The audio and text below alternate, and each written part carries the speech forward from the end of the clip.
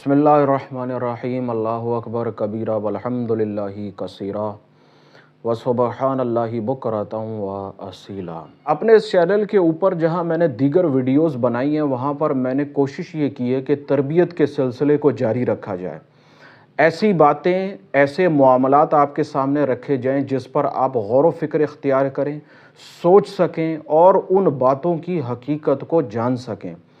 जितना आप इन पर गौर व फिक्र इख्तियार करेंगे उतना ही आपकी ज़हनी, आपकी रूहानी तौर पर तरक्की होती जाएगी, बशर्त है कि आप इन बातों पर गौर व फिक्र करें।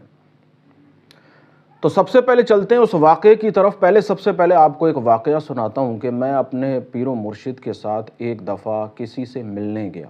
वो एक बंदा जिनसे हम मिलने गए थे उनसे मिलने आया, तो शक्ल और सूरत के एतबार से वो एक बड़ा ही मजहबी और एक नेक इंसान मालूम हो रहा था। हम इसको इस तरीके से कहें कि जिस तरीके से एक शख्स है जो सफ़ेद कलर का लिबास पहनता है, शक्ल व शबाहत के एतबार से वो एक नमाजी इंसान मालूम होता है, बिल्कुल इसी तरीके से वो एक मजहबी इंसान मालूम हो रहा था।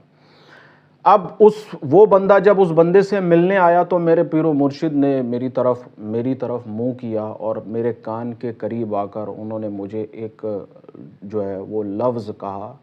उन्होंने ये कहा कि या ज़ाहिरू या बातिनू नहीं है, बल्कि या बातिनू या ज़ाहिरू होता है। तो खैर उन्होंने सिर्फ़ ये एक मुख्तसर सी बात की, उसके बाद फिर वो शख्स चला गया। तो वो फिर आपस में मुर्शिद जिससे मिलने गए थे वो आपस में फिर गुफ्तगू होती रही।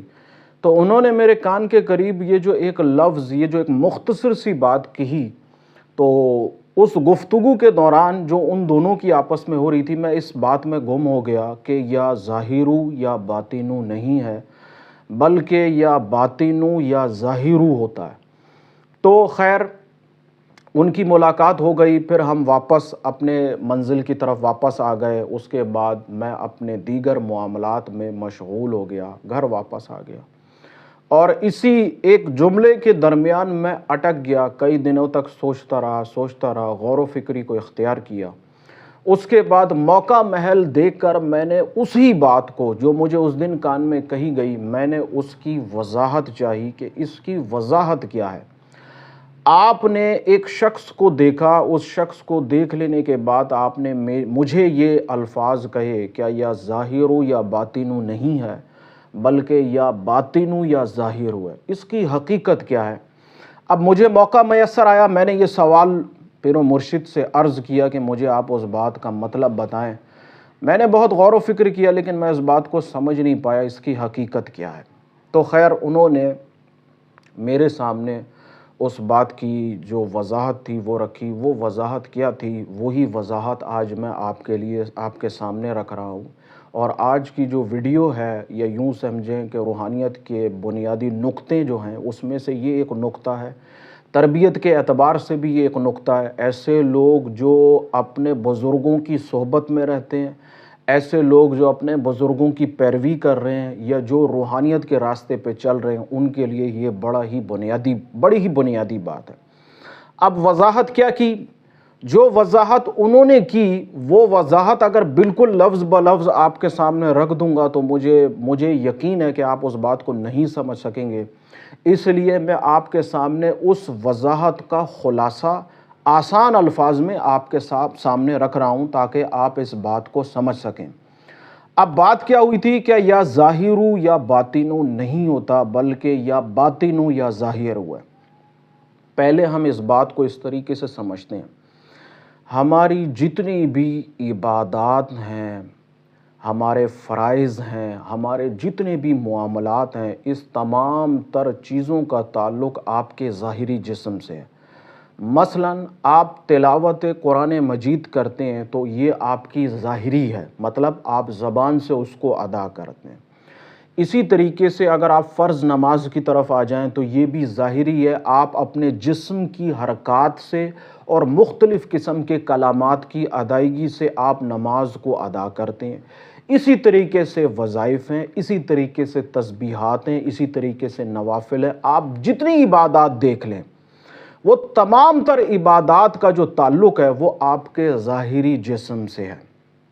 ٹھیک، اب ایک پہلو یہ ہو گیا کہ جتنی بھی عبادات ہیں وہ یا ظاہرو کے زمرے میں آ گئیں۔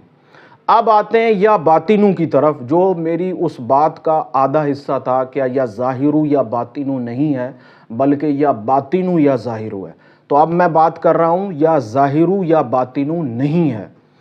تو تمام عبادات کا تعلق آپ کے ظاہر سے ہے۔ اب آتے ہیں باطن کی طرف۔ ہمارا المیہ یہ ہے کہ ہم جتنی بھی عبادات کرتے ہیں اپنے ظاہری جسم کے اعتبار سے، یہ صرف ہمارے ظاہری جسم تک ہی محدود رہتی ہے۔ مثلا ایک شخص ہے جو نماز کا، عبادات کا پابند ہے، لیکن اپنی عملی زندگی کے اندر وہ گناہ بھی کرتا ہے، وہ جھوٹ بھی بولتا ہے، اس کی جسم سے، اس کے ہاتھ سے، اس کی حرکات سے لوگوں کی دل آزاری بھی ہوتی ہے، وہ دوسروں کے اندر جو ہے فساد اور فتنہ بھی برپا کرتا ہے۔ تو ان تمام تر ظاہری عبادات کا آپ کے باطن پر کوئی اثر نہیں پڑتا، بلکہ یہ صرف آپ کے ظاہر تک محدود ہیں۔ کیونکہ وہ تلاوت، وہ قرآن کی تلاوت ہے، وہ نماز کی عبادات ہیں، وہ وظائف ہیں، وہ تسبیحات ہیں، وہ درود شریف ہے، وہ استغفار ہے، یہ صرف اور صرف آپ کے زبان تک محدود ہے۔ زبان سے نیچے اور نیچے آپ کا جو قلب ہے اس تک اس کا کوئی اثر نہیں پہنچتا۔ یہ ہمارے معاشرے کی جو ہے وہ بڑی تلخ حقیقت ہے کہ ہم سب کچھ کرتے ہیں، سب کچھ ہونے کے باوجود بھی ہماری زندگی میں امن، سکون نہیں ہے، ہمارے رزق میں وسعت نہیں ہے، ہمارے مال میں، ہمارے گھر میں، ہماری زندگی میں برکتیں نہیں ہیں۔ اس کی بنیادی وجہ یہ ہے کہ ہم سب کچھ کرتے ہیں لیکن ظاہر کے اعتبار سے کرتے ہیں، اس کا باطن پہ کوئی اثر نہیں پڑتا، جس کی وجہ سے یہ تمام تر معاملات ہمارے گرد موجود ہیں۔ اب اس کی مزید وضاحت بھی آپ کے سامنے تھوڑی سی کر دوں۔ مثال کے طور پر اس روئے زمین پہ جتنے بھی مسلمان موجود ہیں سب عبادت کرتے ہیں، نماز پڑھتے ہیں، اپنے رب کو یاد کرتے ہیں، لیکن صرف ظاہری اعتبار سے۔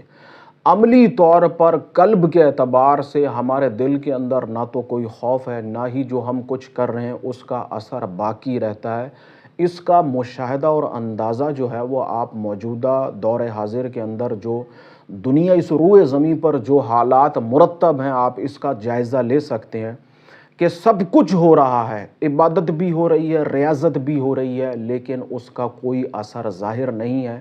کیوں نہیں ہے؟ کہ یہ صرف یا ظاہرو تک ہی محدود ہے، باطن پہ کوئی اس کا اثر نہیں ہے۔ یہ میرے اس بات کا جو انہوں نے مجھے کہی ایک آدھا حصہ ہے۔ اب آتے ہیں دوسرے حصے کی طرف کہ انہوں نے کہا کہ یا باطنو یا ظاہرو ہے۔ اب اس کی حقیقت کیا ہے؟ مثال کے طور پر ایک انسان نماز پڑھتا ہے، عبادت کرتا ہے یا کوئی بھی نیک عمل کرتا ہے، ظاہر کے اعتبار کے ساتھ ساتھ اس عبادت کا، ریاضت کا اثر جب اس کے باطن پہ جاتا ہے تو پھر باطن پہلے آتا ہے اور ظاہر اس کے پیچھے چلا جاتا ہے۔ کیسے؟ مثال کے طور پر مجھے یہ معلوم نہیں ہے کہ ایک شخص نمازی ہے، اللہ کا پرہیزگار بندہ ہے یا کیا ہے، میں اس کی زندگی کو نہیں جانتا ہوں، لیکن قول و عمل کے اعتبار سے وہ ایک سچا انسان ہے۔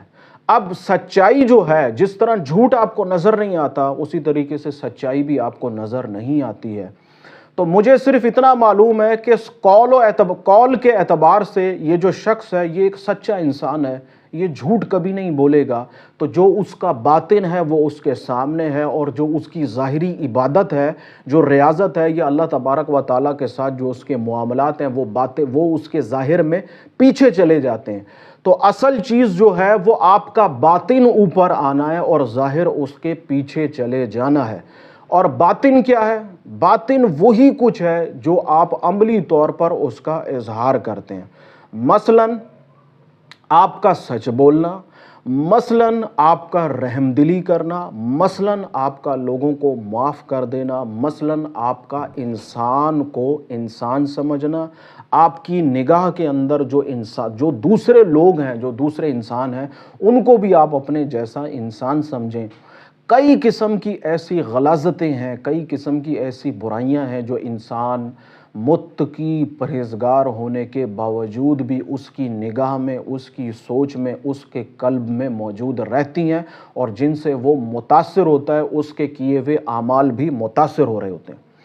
تو اب وہ شخص قول و فعل کے اعتبار سے ایک سچا انسان ہے، اس کی بات پر اعتبار کیا جا سکتا ہے، اس کی زبان پر اعتبار کیا جا سکتا ہے۔ اب مجھے یہ نہیں معلوم کہ وہ کتنا نمازی ہے، وہ کتنا پرہیزگار ہے، اور ظاہری اعتبار سے بھی مجھے ان باتوں کا کوئی اظہار نہیں ہو رہا، کوئی علم نہیں ہو رہا کہ وہ کس قسم کا انسان ہے۔ تو اصل حقیقت جو ہے وہ روحانیت کے اندر جو ہے وہ باطن کو سامنے لانا ہے اور ظاہر کو چھپانا ہے۔ تو باطن کے اندر جو چیز موجود ہو وہی آپ کے سامنے آ جائے، اور آپ کا ظاہر جو ہے وہ اس باطن کے پیچھے جا کر چھپ جائے۔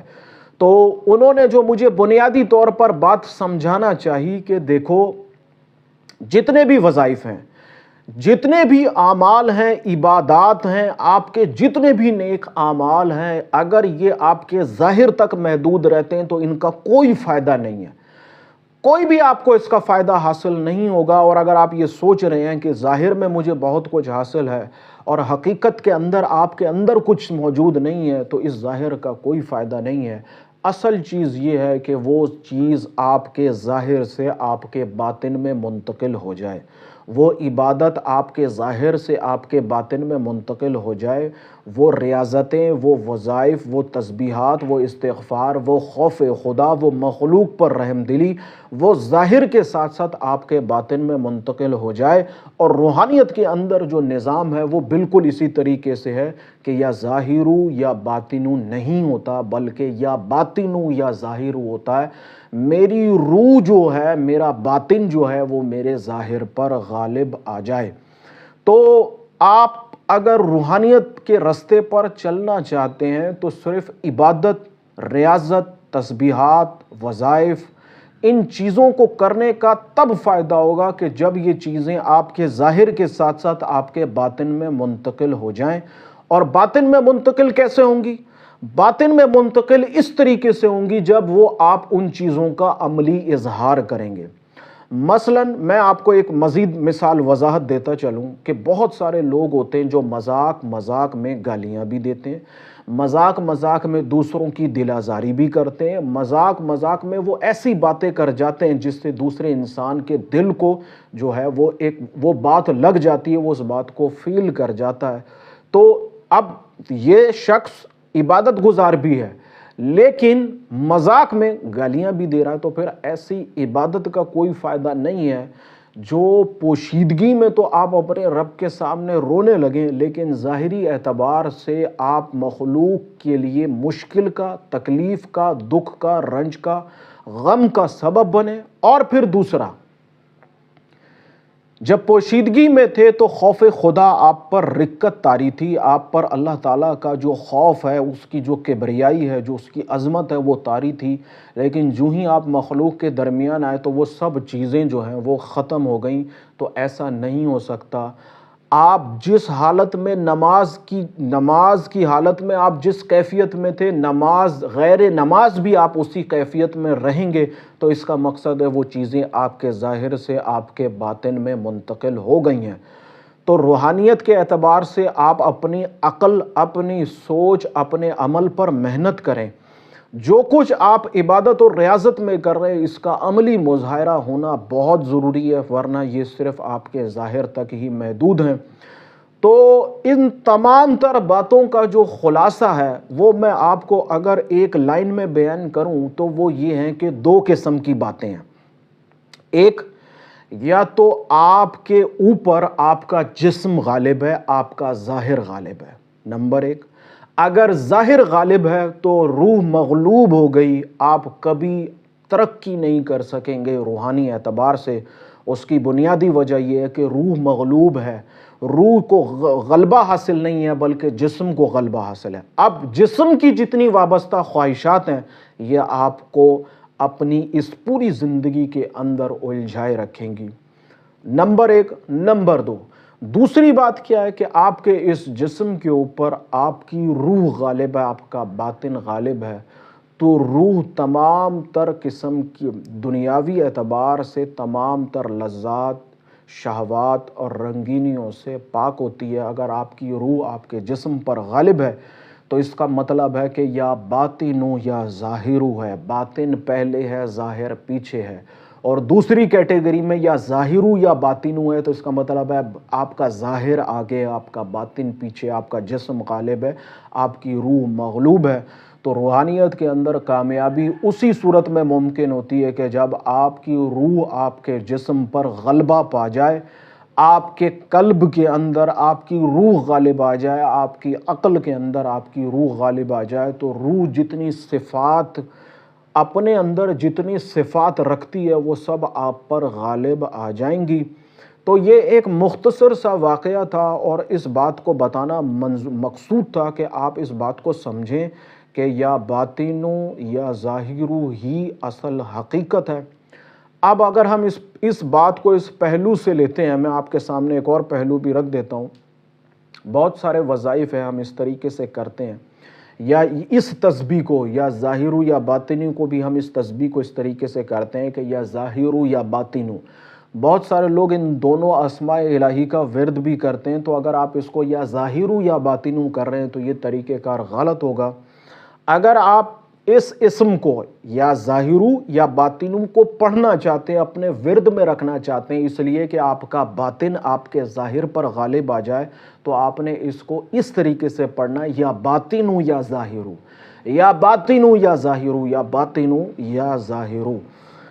تو روحانیت کے اعتبار سے جو تربیت ہے، جو پیروی ہے، وہ بالکل اسی طریقے سے ہے۔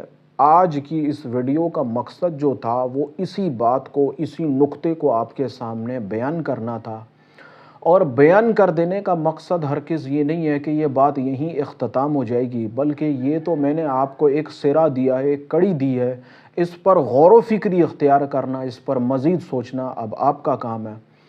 اللہ تبارک و تعالیٰ کی بارگاہ میں بڑی عاجزانہ دعا ہے، ایک ٹوٹی پھوٹی سی کوشش کی، اللہ تعالیٰ میری اس کوشش کو قبول فرمائے۔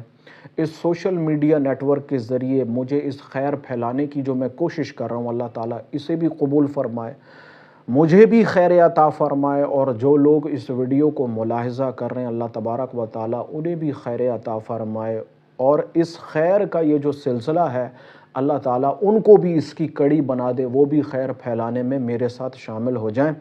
اللہ تبارک و تعالیٰ آپ کا حامی و ناصر ہو، مجھے دعاؤں میں یاد رکھیے گا، آمین ثم آمین۔